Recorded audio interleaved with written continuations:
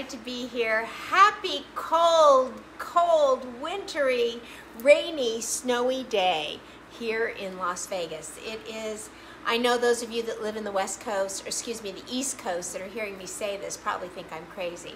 But in Vegas, we probably have 358 days a year that are bright sunshine. In the summer, it's so bright and it's so hot, and all we want is a little cloud cover and a little rain. And we all know that when it's raining and cloudy outside, it only lasts, at the most, we've ever had 3 consecutive days of a storm, and then suddenly the sun appears. So when it's cloudy and rainy, I want to cuddle up with a good book. I want to sit in front of my fireplace and I want to watch the rain. I want to smell the rain. I want to just be in it because I know it's temporary, unlike where some of you live in the Northwest or the Northeast or whatever. So anyway, and what do you do on a cold, wintry day? Hey, Randy Marvin, thanks for being here. What do you do on a cold, wintry day when you've looked ahead at your weather.com channel? Hi, Yumi. And you've seen that the weather, hey, Heather, is going to be really, really cold for the entire week. What do? You say, you know what? It's time to make chicken soup. So that's what we're going to do today. I will tell you that whenever my sister gets sick, I go, oh my God, Heather, I can't believe it. I'm going to go ahead and make you a big pot of chicken soup. And wait till you see this pot. Can I just tell you? Wait till you see the pot. Thanks for all the hearts, everybody. So before I get into the making of the chicken soup, I want to challenge you, all of you, to 2 things. Number 1, if you look on this Facebook page, you are going to see that today, just minutes ago, we published Nanny Bubby's Happy Spice Cabinet. These are the spices, hey Tom, these are the spices that we together created in a list as we've been cooking over the last months and asking all of you, hey Madeline, asking, hey Roseanne, sorry Roseanne, I can't forget you, hi, and Roseanne, I want to talk exactly to you, and Madeline too, in just a minute.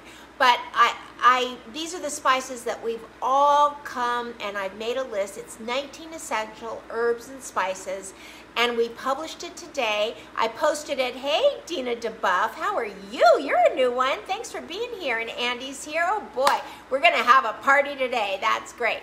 So this is what I want to challenge you to do, is go in. It's a free download. I already have your email or you wouldn't have gotten it. And Dina, if you didn't get it and it wasn't in your email, then you just need to go on the Facebook page, anybody who didn't get the email, and just put in your email and you can free download it. Coming next, number 2 and number 3 is the Happy Fridge, number 2, and the Happy Pantry, number 3.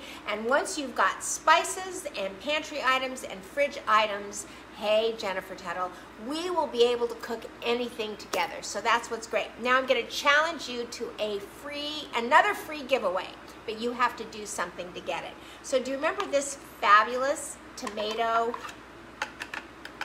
Whoop, right? Let me just remind you how it works. You take all your cherry tomatoes, you put them in like this.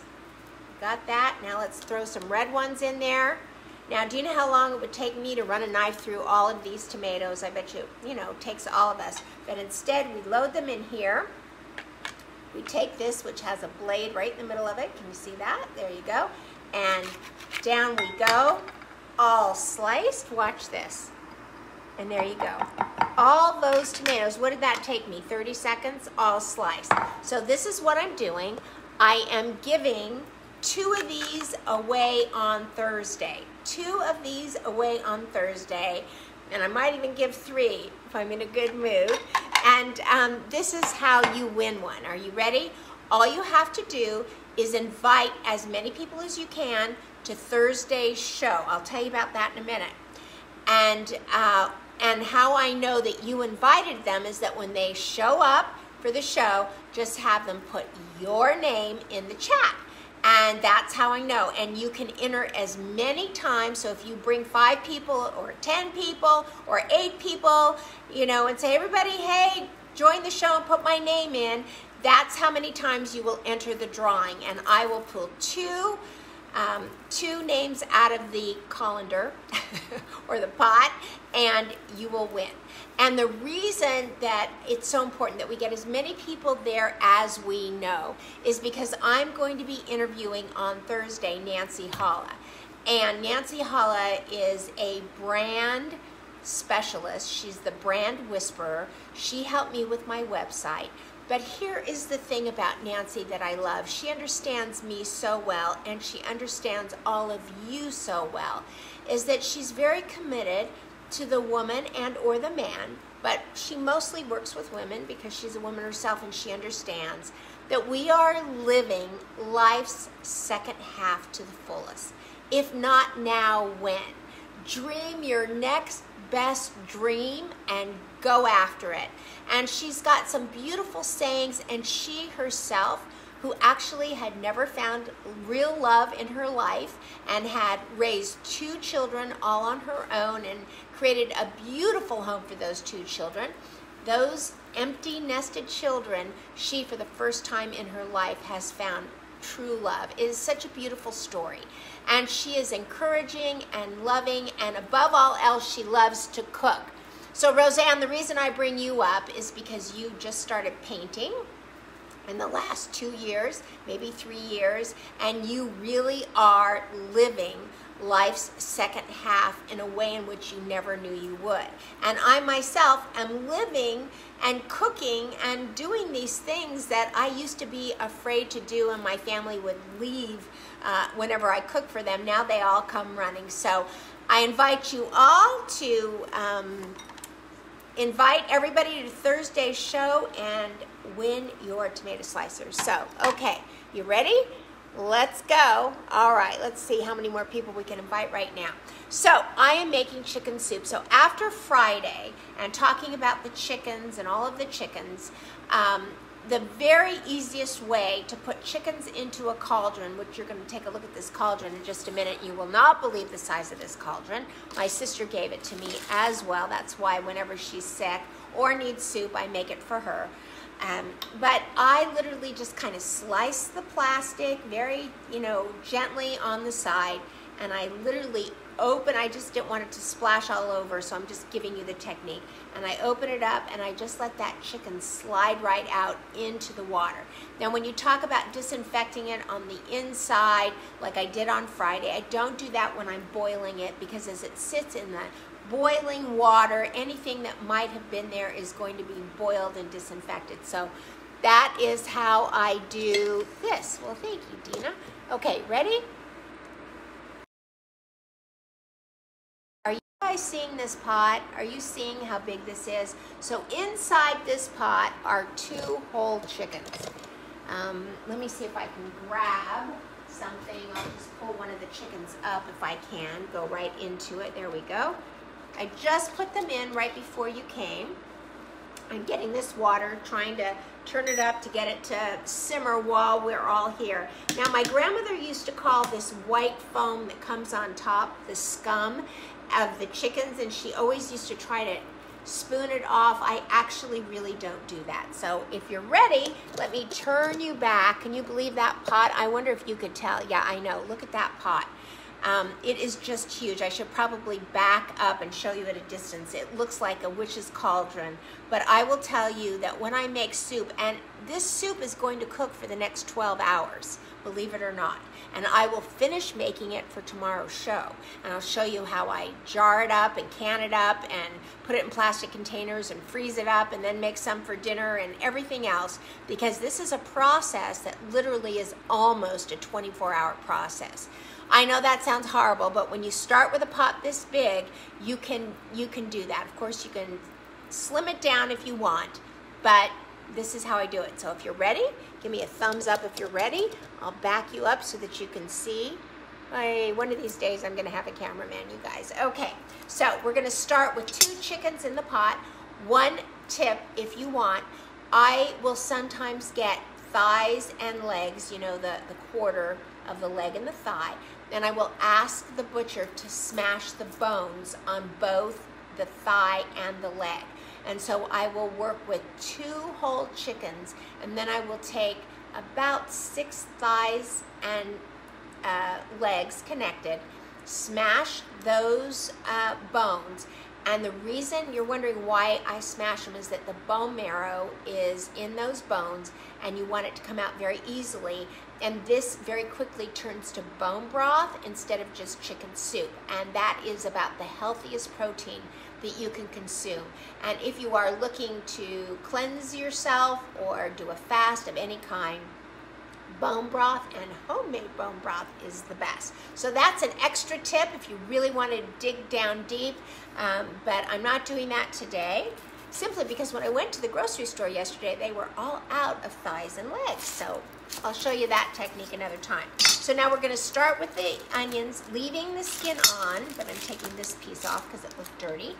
And I am going to quarter these and leaving the skin on because the skin actually helps to give it a golden yellow into the pot. There we go. One more. There we go. So if you have any questions along the way, ask your questions, because this is not fun for me if you're not there asking your wonderful questions. So how many of you are going to invite a friend on Thursday for that show? It's going to be such a great show. You know, in my other life, I was a talk show host, and I have to tell you, I loved every minute of it because I got to learn so many wonderful things from so many incredible people. So how many of you are going to be inviting a friend to Thursday's show and are going to have the opportunity to win this tomato slicer? Just let me know who's doing it. Okay, the next thing, I put 2 onions quartered with the skin on. Here is the garlic.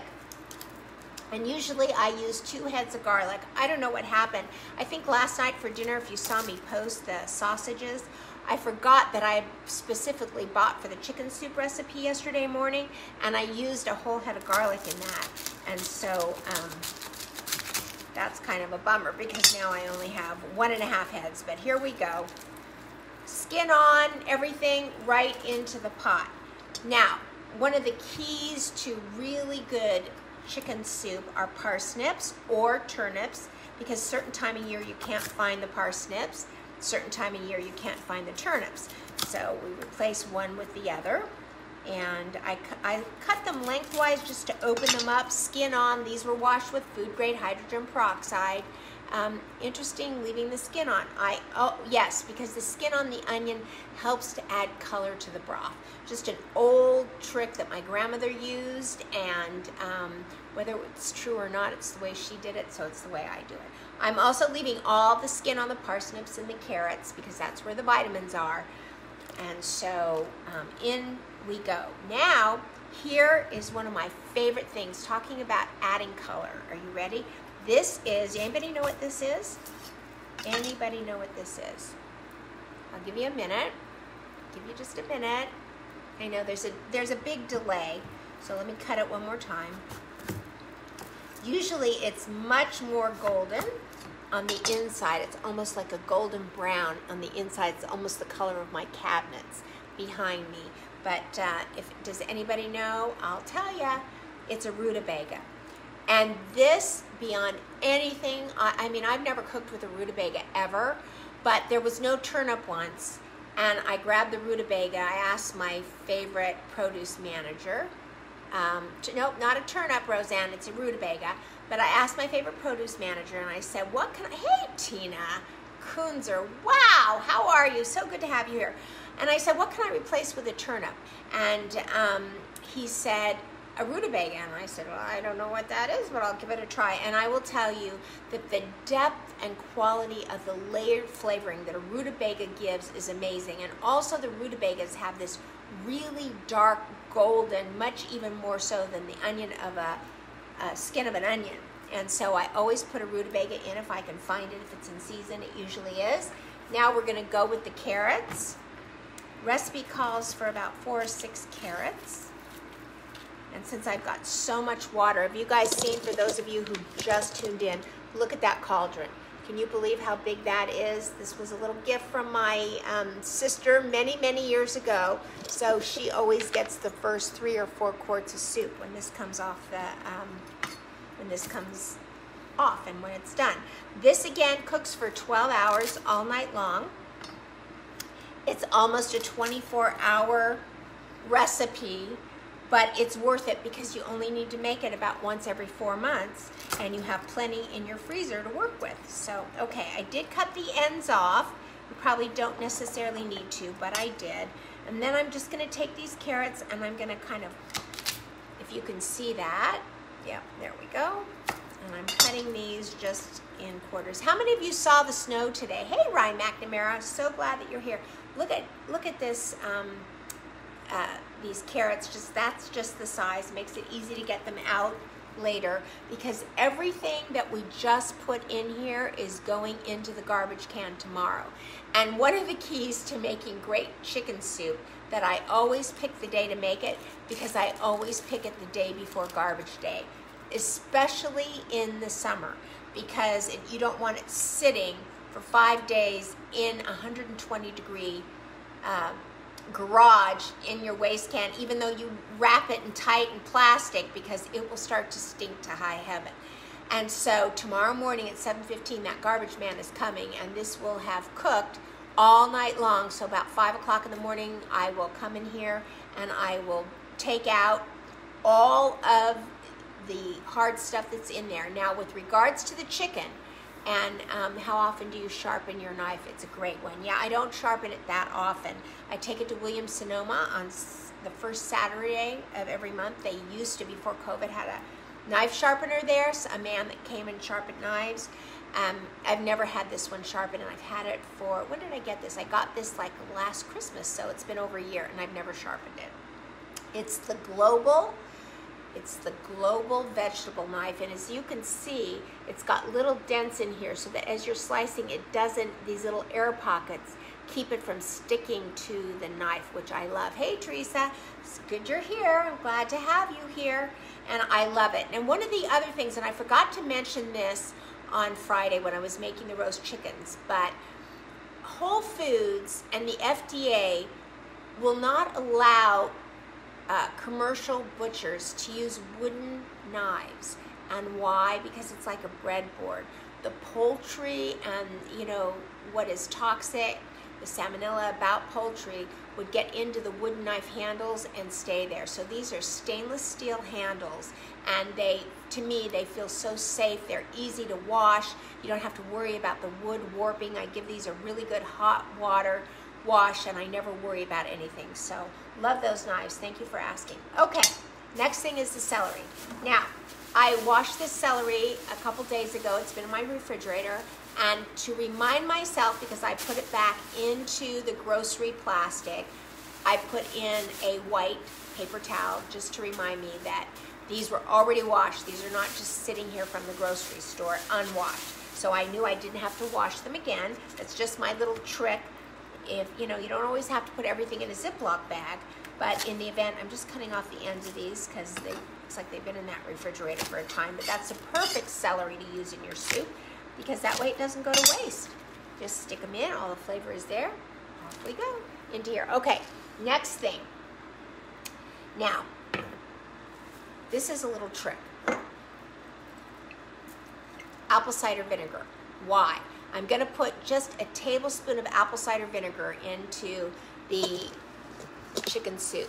Now, especially if I had the legs and the thighs in here, then I was truly wanting to really bone up a really thick, no pun intended, bone broth, then apple cider vinegar actually helps the bones to break down more, the marrow to get into it, and really creates a much thicker, and by thicker I mean that when you put it in the refrigerator, it gels up. If you've ever noticed chicken soup, once it's refrigerator, is like jelly.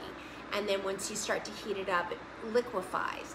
Well, using the apple cider vinegar, about a tablespoon is all it takes in a pot this big, which somebody has got to make a comment about this huge pot. There we go. And just a tablespoon of the apple cider vinegar, and it will, oh, wow, fumed up at me right when it went in there. Okay, so there's that. Okay, so this recipe always calls for time, and because it's winter, this is all the time that I can get out of my garden. That's it. I was down really to the sticks, and I'm just gonna take that in and drop it all right in. Usually I put a whole bundle of bright green thyme, but thyme also reminds me of summer, not winter, and it's winter. So the fact that we can't put a lot of thyme in here, this further says, yes, Heather, I know you love the pot, and thank you. Now, this instead is the rosemary right out of my garden. And look at how beautiful that is. And to me, the rosemary, this gives the soup the flavor of winter. And I can always tell the difference between my winter soup, chicken soup, and my summer. Because, hey there, Nancy, how are you? Because my summer soup has lots of thyme in it and very little, if any, rosemary. But my winter chicken soup has a lot of rosemary in it. And I actually cut, for purposely, I went and got a very woody stick, a couple of very thick, not the baby rosemary, but the thicker woody sticks of the rosemary, because that flavor will come right out on top. So if you can see, hey, Debbie Pereira, nice to see you. And somebody else, who was it? Let me look here. Ryan, was it Sue? Oh yeah, Sue Plattner. The pot I use is the same size. I know, it's fantastic, right? It's the best. Okay, so there we go. That is in there. What's next? Parsley. Look at this. It doesn't matter whether it's winter or summer, spring or fall. Parsley, especially Italian parsley, the best. I'm gonna just separate that out. Keep the rubber band from falling in. Right onto the top. There we go. And then the dill. You know, every time I make this soup, I send my sister a picture of it. And finally she said to me, it looks just like the other soup that you made. And it does, because I have a routine and I make it the same way. But I'll text her a picture and say, look what I made today. And she said, how would I know if you really did? It looks just like the other picture you sent me, which is kind of our joke, right? Okay, so look at this beautiful dill. Okay. All right, there we go, in there. And now we're going to put in 3 tablespoons of kosher salt. So these are these are actually teaspoons, 2, 3, so 3 teaspoons make a tablespoon. 1, 2, 3, that's 2 tablespoons, and 1, 2, 3.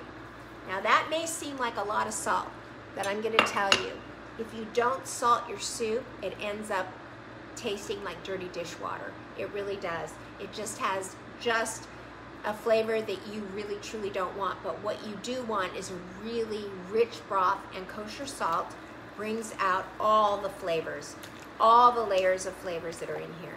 And now the last thing we're going to put in are peppercorns. Now, tomorrow when you tune in, I am actually going to drain this entire soup. And it takes a lot because, there we go, just throw those peppercorns right on top. We are going to drain this soup right through a colander into another huge pot, and then we'll start separating it out from there. So where I am going to take out all the guts of all of this, you know, the old turnip and, you know, not the turnip, the parsnips and everything else. Still, we have to drain it from the bones and all the other things. We won't be able to get everything out, and I'm okay with that because I really want you to see. And in fact, I will do a video tomorrow of taking out all the things, and I'll post it, so at least you can see that. And that's it. That's how it starts, and it's going to sit and it's going to cook. Let's see what Heather says. Yes, she got this pot from Princess House, which is amazing. Hey there, Debbie. So, okay, well, any other questions? Let's see, do you use kosher chicken? I find they're more flavorful. Well, you know, I have to tell you, I do. And I have used kosher chicken because honestly they are. There is just something about a kosher chicken that has flavor like you cannot believe. But at Whole Foods, it's very hard to find kosher chicken. So I can tell you this, I would never make a soup of a chicken that was not organic, because I don't want to be making a soup to provide nourishment and health for my family that is from an animal that has eaten antibiotics or has disease or is eating GMO foods or isn't living its best life. because anybody living their best life, whether they're animal or human, is happier and healthier than one who never sees the sun and is just raised for slaughter. So I make sure that all of my chickens are organic and that they're free range, that they've had a beautiful life as best as the marketing at Whole Foods has told me that they've lived, and then that's what I put into my soups or into my roast chickens. But if you can find an organic kosher chicken, which you very rarely can, which doesn't make sense to me, because I think the kosher theories about, slaughtering and killing something humanely should also include living humanely. So, but to this date, they've not adopted that theory to kosher slaughter. So if I can find kosher organic, you better bet your sweet Bibby that that's what I get. Can't believe I use a word like that. And if I can't, then I use regular organic chicken from Whole Foods. So there's that. Let's see what my husband said. Yes, my husband, they make fun of me. I always say, look, yes, happy chickens, Tom, for your happy spice cabinet, your happy fridge, and your happy pantry. So just to review a few things, on Thursday, we are doing an interview with Nancy Holla. Nancy Holla is a brand specialist. I would love for all of you to be there. She is going to speak to our hearts. What makes all of us that we here is have something in common. We are living our best lives. We want to live our next best dream.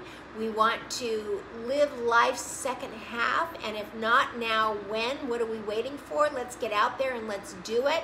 Let's encourage each other and do it together, and she's going to speak to all of that along with us. And if you invite someone, which I hope you do, you are going to have a chance to win this really cool tomato slicer. I'm just going to load this up one more time for those of you who tuned in a little bit late. The way that this works is invite somebody to join us on Thursday and tell them when they come at 3 o'clock just to type your name in the chat. And then I have somebody standing by to be clipping all those names and putting them in a colander for me. You can enter more than one, so if you send 10 people, you'll have 10 different opportunities to enter the drawing. Maybe one or two of you would win 2 of these or 3. Look at this. Okay, so we loaded our tomatoes in there. Let me turn the camera so you can see it. Now, if I had to be slicing these tomatoes one by one, it would take me at least 10 to 12 minutes, right? But now, how long does it take me? It took me a minute to load them, maybe less. Slice down the middle. And there we go. So I'm so happy. All of you always say that you love this. Where did you get that? How did you find that? And so I want to give you these. So invite people, have them put your name in the chat. We'll pull it right out of a colander instead of a hat. And we're going to have a really good time on Thursday. Tomorrow I'll post a video in the morning of me draining the soup. I won't be in it because at 4:30 or 5 in the morning, you don't want to see me. But you can see the soup. I will look like the chicken that's in the pot. I also want to say that these chickens, I'm going to let them, once it comes to a simmer, which could be in 5 hours as big as this pot is, but it's almost there. I will take the breast off both chickens, and I will put, well, actually just off the one chicken. And I will let it cool and cover it and put it in the refrigerator. And it will be that white meat, because if it stays in here for the 12 hours, the meat will get very, very, very tough. And you don't want that. So I always shred white meat to put it into the chicken.